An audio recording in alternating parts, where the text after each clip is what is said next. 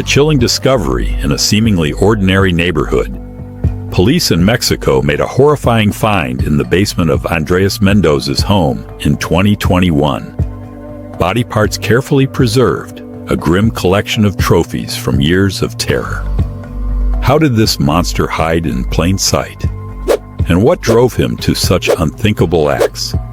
The answers may terrify you. Perhaps that someone is watching. It's you. Hello? Yes, it's Vanished Echoes, the home of mystery videos.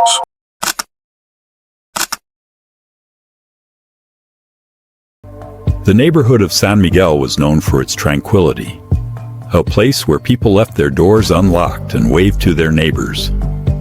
Among these ordinary homes stood the house of Andreas Mendoz. From the outside, it seemed unremarkable, but inside, it was a house of horrors. He was quiet, kept to himself. I never imagined he could do something like this, one neighbor recalls, her voice trembling.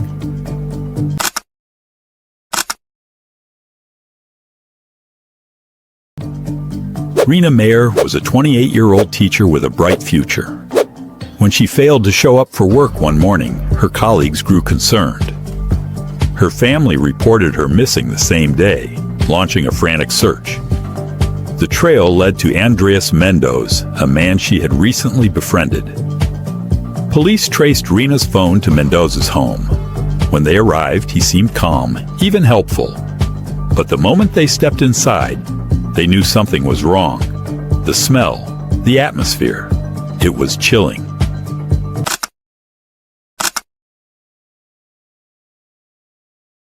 In the basement, officers uncovered a macabre scene. Dismembered body parts, meticulously organized. It was clear this was not the first time. Mendoz had been killing for years, his victims reduced to trophies in his grim collection. Each item told a story, a lock of hair, a piece of jewelry, a photograph. For Mendoz, these were not just souvenirs. They were symbols of his power and control.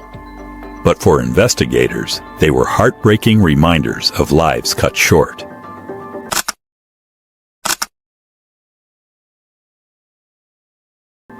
Who was Andreas Mendoz?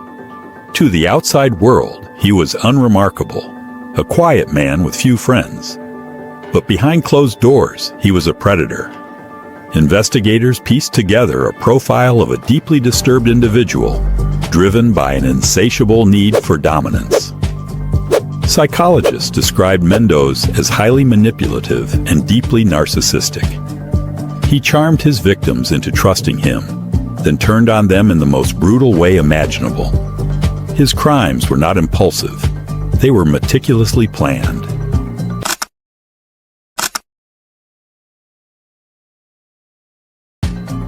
For the families of Mendoz's victims, the pain is unimaginable. Each life he took left behind a ripple of grief and unanswered questions. She was the light of our lives, Reyna's mother sobs. We trusted him. How could we have known?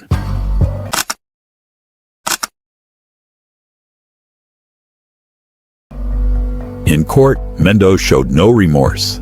His demeanor was cold, detached, as if the proceedings were beneath him. Oh, the evidence, however, was overwhelming. He was found guilty of multiple counts of murder and sentenced to life in prison without the possibility of parole. For the families, the sentence brought some closure, but the scars left by his crimes will never fully heal.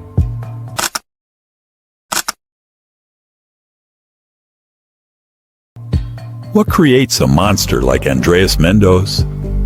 Experts point to a combination of factors: childhood trauma, personality disorders, and a lack of empathy.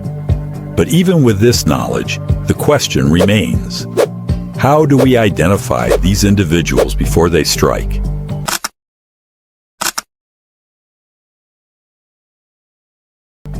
The house where Mendoz committed his crimes now stands empty, a chilling reminder of what transpired there. For the community of San Miguel, the wounds are still fresh, but they are determined to remember the victims, not the monster. Rowing. The story of Andreas Mendoz is a cautionary tale, a reminder to trust our instincts, to question what seems off, and to protect those who cannot protect themselves. What do you think drives someone to commit such atrocities? Share your thoughts below.